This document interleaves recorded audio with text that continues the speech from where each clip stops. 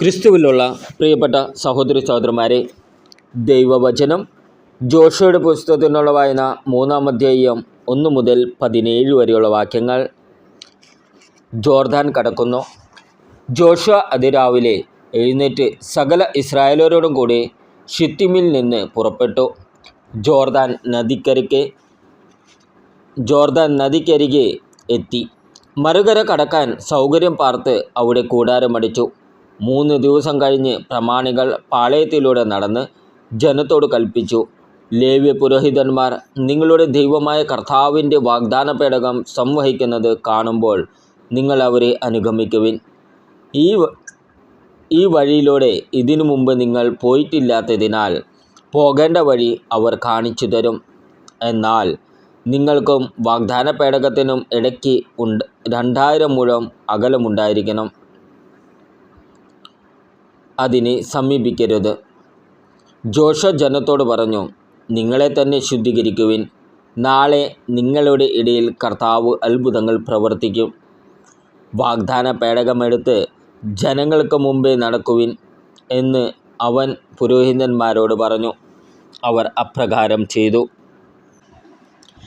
കർത്താവ് ജോഷുവയോട് പറഞ്ഞു, ഞാൻ മോശയോട് കൂടെ എന്ന പോലെ നിന്നോട് കൂടിയുമുണ്ടെന്ന് അവർ അറിയുന്നതിന് ഇന്ന് നിന്നെ ഞാൻ ഇസ്രായേൽ ജനത്തിൻ്റെ മുമ്പാകെ ഉന്നതനാക്കാൻ പോകുന്നു. ജോർദാനിലെ വെള്ളത്തിനരികിൽ എത്തുമ്പോൾ അവിടെ നിശ്ചലരായി നിൽക്കണമെന്ന് വാഗ്ദാനപേടം വഹിക്കുന്ന പുരോഹിതന്മാരോട് നീ കൽപ്പിക്കണം. ജോഷുവ ഇസ്രായേലരോട് പറഞ്ഞു, നിങ്ങൾ അടുത്തു വന്ന് ദൈവമായ കർത്താവിൻ്റെ വാക്ക് കേൾക്കുവിൻ. അവൻ തുടർന്നു, ജീവിക്കുന്ന ദൈവം നിങ്ങളുടെ ഇടയിൽ ഉണ്ടെന്നും കാനാന്യർ, ഹിത്യർ, ഹിവ്യർ, ഫെരിസ്യർ, ഗിർഗാഷ്യർ, അമോര്യർ, ജബൂസ്യർ എന്നിവരെ നിങ്ങളുടെ മുമ്പിൽ നിന്ന് അവിടുന്ന് തുരത്തുമെന്നും ഇതിനാൽ നിങ്ങൾ അറിയണം. ഭൂമി മുഴുവൻ്റെയും നാഥനായ കർത്താവിൻ്റെ വാഗ്ദാന പേടകം നിങ്ങൾക്ക് മുമ്പേ ജോർദാനിലേക്ക് പോകുന്നത് കണ്ടാലും ഇസ്രായേൽ ഗോത്രങ്ങളിൽ നിന്ന് ഗോത്രത്തിന് 1 വീതം 12 പേരെ തിരഞ്ഞെടുക്കുവിൻ.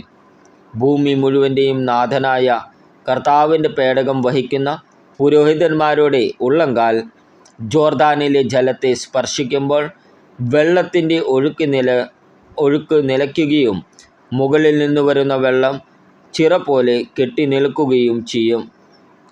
തങ്ങൾക്ക് മുമ്പേ വാഗ്ദാന പേടകം വഹിച്ചു കൊണ്ടുപോകുന്ന പുരോഹിതന്മാരുടെ കൂടെ ജനം ജോർദാൻ നദി കടക്കുന്നതിന് കൂടാരങ്ങളിൽ നിന്ന് പുറപ്പെട്ടു.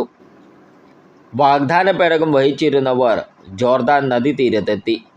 പേടകം വഹിച്ചിരുന്ന പുരോഹിതന്മാരുടെ പാദങ്ങൾ ജലത്തെ സ്പർശിച്ചു. കൊയ്ത്തുകാലം മുഴുവൻ ജോർദാൻ കരകവിഞ്ഞൊഴുകുക പതിവാണ്. വെള്ളത്തിൻ്റെ ഒഴുക്ക് നിലച്ചു. സാരേധനു സമീപത്തുള്ള ആദം പട്ടണത്തിനരികെ അത് ചിറ പോലെ പൊങ്ങി. അരാബ ഉപ്പുകടലിലേക്ക് ഒഴുകിയ വെള്ളം നിശേഷം വാർന്നുപോയി. ജനം ജെറിക്കോയ്ക്ക് നേരെ മറുകര കടന്നു. ഇസ്രായേൽ ജനം വരണ്ട നിലത്തിലൂടെ നദി കടന്നപ്പോൾ കർത്താവിൻ്റെ പേടകം വഹിച്ചുകൊണ്ട് പുരോഹിതന്മാർ ജോർദാൻ്റെ മധ്യത്തിൽ വരണ്ട നിലത്ത് നിന്നു. സർവരും ജോർദാൻ കടക്കുന്നതുവരെ അവർ അവിടെ നിന്നു. ജോഷുവയുടെ പുസ്തകത്തിനുള്ള വായന 4-ാം അധ്യായം 1 മുതൽ 24 വരെയുള്ള വാക്യങ്ങൾ. സ്മാരകശിലകൾ സ്ഥാപിക്കുന്നു.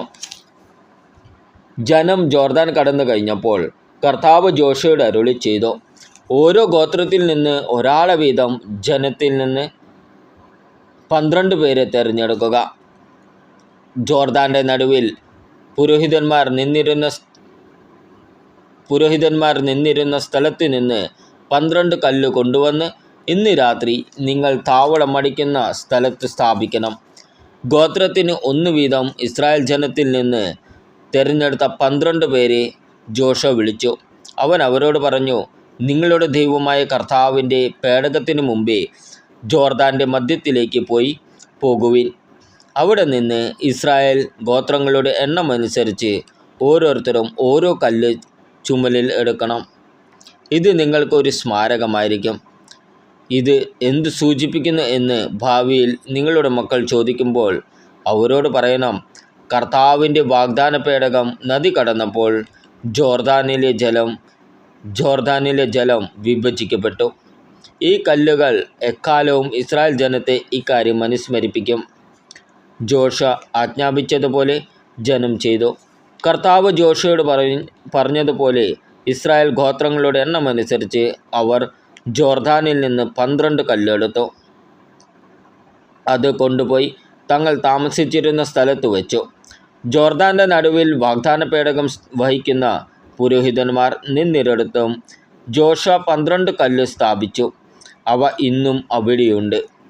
മോശ ജോഷുവയോട് പറഞ്ഞിരുന്നത് പോലെ ചെയ്യാൻ ജനത്തോട് കൽപ്പിക്കണമെന്ന് കർത്താവ് ജോഷുവയോട് അരുളിച്ചെയ്തു. എല്ലാം ചെയ്തു തീരുവല്ലോ. പേടകം വഹിച്ചിരുന്ന പുരോഹിതന്മാർ ജോർദാന് നടുവിൽ നിന്നു. ജനം അതിവേഗം മറുകര കടന്നു. ജനം കടന്നു കഴിഞ്ഞപ്പോൾ കർത്താവിൻ്റെ പേടകം വഹിച്ചുകൊണ്ട് പുരോഹിതന്മാരും നദി കടന്ന് അവർക്ക് മുമ്പേ നടന്നു. മോശ കൽപ്പിച്ചിരുന്നത് പോലെ റൂബൻ, ഗാദ് ഗോത്രങ്ങളും മനാസയുടെ അർദ്ധഗോത്രവും യുദ്ധസന്നദ്ധരായി ഇസ്രായേലർക്ക് മുമ്പേ നടന്നു. ഏകദേശം 40,000 യോദ്ധാക്കൾ കർത്താവിൻ്റെ മുമ്പിൽ ജെറിക്കോ സമതലത്തിലേക്ക് നീങ്ങി.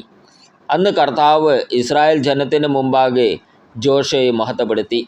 അവർ മോശയെ പോലെ അവനെയും ബഹുമാനിച്ചു. കർത്താവ് ജോഷുവയോട് അരുളിച്ചെയ്തു, സാക്ഷ്യപേടകം വഹിക്കുന്ന പുരോഹിതന്മാരോട് ജോർദാനിൽ നിന്ന് കയറി വരാൻ കൽപ്പിക്കുക. ജോഷുവ അവരോട് കയറി വരാൻ കൽപ്പിച്ചു. കർത്താവിൻ്റെ വാഗ്ദാന പേടകം വഹിച്ചിരുന്ന പുരോഹിതന്മാർ ജോർദാനിൽ നിന്ന് കയറി. കരയിൽ കാലുകുത്തിയപ്പോൾ ജോർദാനിലെ വെള്ളം പഴയപടി ഒഴുകി കര കവിഞ്ഞു. 1-ാം മാസം 10-ാം ദിവസമാണ് ജനം ജോർദാനിൽ നിന്ന് കയറി ജെറിക്കോയുടെ കിഴക്കേ അതിർത്തിയിലുള്ള ഗിൽഗാലിൽ താവളമടിച്ചത്. ജോർദാനിൽ നിന്ന് കൊണ്ടുവന്ന 12 കല്ല് ജോഷുവ ഗിൽഗാലിൽ സ്ഥാപിച്ചു. അവൻ ഇസ്രായേൽ ജനത്തോട് പറഞ്ഞു, ഭാവിയിൽ നിങ്ങളുടെ സന്തതികൾ പിതാക്കന്മാരോട് ഈ കല്ലുകൾ എന്ത് സൂചിപ്പിക്കുന്നു എന്ന് ചോദിക്കുമ്പോൾ ഇസ്രായേൽ ഉണങ്ങിയ നിലത്തുകൂടെ ജോർദാൻ കടന്ന് എന്ന് നിങ്ങൾ അവർക്ക് പറഞ്ഞു കൊടുക്കണം. ദൈവമായ കർത്താവ് ഞങ്ങൾ കടന്നു കഴിയുന്നതുവരെ ചെങ്കടൽ വറ്റിച്ചതുപോലെ നിങ്ങൾ കടക്കുന്നതുവരെ ജോർദാനിലെ വെള്ളവും വറ്റിച്ചു. അങ്ങനെ ദൈവമായ കർത്താവിനെ നിങ്ങൾ എന്നെന്നും ഭയപ്പെടുകയും അവിടുത്തെ കരങ്ങൾ ശക്തമാണെന്ന് ലോകമെങ്ങുമുള്ള ജനങ്ങൾ അറിയുകയും ചെയ്യട്ടെ. ജോഷുവയുടെ പുസ്തകത്തിനുള്ള വായന 5-ാം അധ്യായം 1 മുതൽ 15 വരെയുള്ള വാക്യങ്ങൾ. ഇസ്രായേൽ ഗിൽഗാലിൽ. ഇസ്രായേൽ ജനത്തിന് അക്കരെ കടക്കാനു വേണ്ടി കർത്താവ് ജോർദാനിൽ ജലം വറ്റിച്ചു കളഞ്ഞെന്ന് കേട്ടപ്പോൾ അതിൻ്റെ പടിഞ്ഞാറ് അക്കരെയുള്ള അമോര്യ രാജാക്കന്മാരും സമുദ്രതീരത്തുള്ള കാനാന്യ രാജാക്കന്മാരും അവരെ ഭയപ്പെട്ട് ചഞ്ചലചിത്തരായി. അപ്പോൾ കർത്താവ് ജോഷുവയോട് കൽപ്പിച്ചു, കൽക്കത്തിയുണ്ടാക്കി ഇസ്രായേൽ ജനത്തെ പരിച്ഛേദനം ചെയ്യുക. ജോഷുവ ഗിബെയാത്ത് ഹാരലോത്തിൽ കൽക്കത്തി കൊണ്ട് ഇസ്രായേൽ മക്കളെ പരിച്ഛേദനം ചെയ്തു. അവരെ പരിച്ഛേദനം ചെയ്യാൻ കാരണം ഇതാണ്. ഈജിപ്തിൽ നിന്ന് പുറപ്പെട്ടപ്പോൾ യുദ്ധം ചെയ്യാൻ പ്രായമായിരുന്ന പുരുഷന്മാർ മരുഭൂമിയിലൂടെയുള്ള യാത്രക്കിടയിൽ മരിച്ചുപോയി. ഈജിപ്തിൽ നിന്ന് പുറപ്പെട്ടവരെല്ലാം പരിച്ഛേദിതരായിരുന്നെങ്കിലും യാത്രാമധ്യേ ജനിച്ചവർ പരിച്ഛേദിതരായിരുന്നില്ല. ഇസ്രായേൽ ജനം 40 സംവത്സരം മരുഭൂമിയിലൂടെ നടന്നു.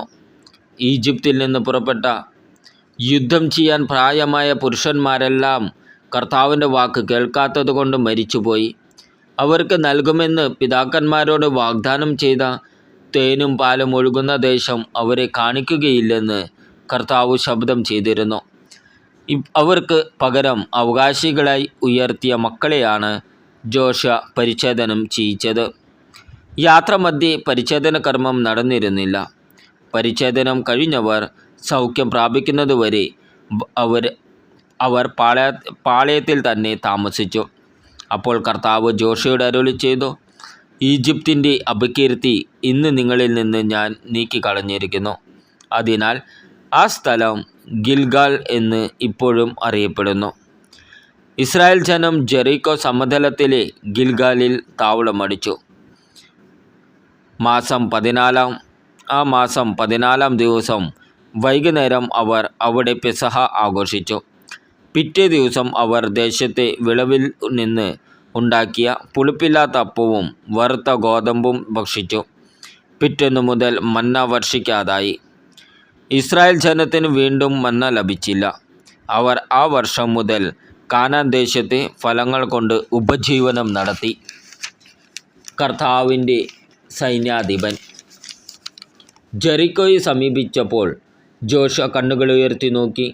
അപ്പോൾ കയ്യിൽ ഊരിയ വാളുമായി അതാ ഒരു മനുഷ്യൻ. ജോഷുവ അവൻ്റെ അടുത്ത് ചെന്നു, നീ ഞങ്ങളുടെ പക്ഷത്തോ ശത്രുപക്ഷത്തോ എന്ന് ചോദിച്ചു. അവൻ പറഞ്ഞു, അല്ല, ഞാൻ കർത്താവിൻ്റെ സൈന്യാധിപനാണ്. ജോഷുവ സാഷ്ടാംഗം പ്രണമിച്ച് അവനോട് ചോദിച്ചു, അങ്ങ് ഈ ദാസനോട് കൽപ്പിക്കുന്നതെന്താണ്? കർത്താവിൻ്റെ സൈന്യാധിപൻ പറഞ്ഞു, നിന്റെ പാദങ്ങളിൽ നിന്ന് ചെരിപ്പ് അഴിച്ചു മാറ്റുക. നീ നിൽക്കുന്ന ഈ സ്ഥലം വിശുദ്ധമാണ്. ജോഷുവ അങ്ങനെ ചെയ്തു. നമ്മുടെ കർത്താവായ ഈശോ മിശിഹായ്ക്ക് സ്തുതി.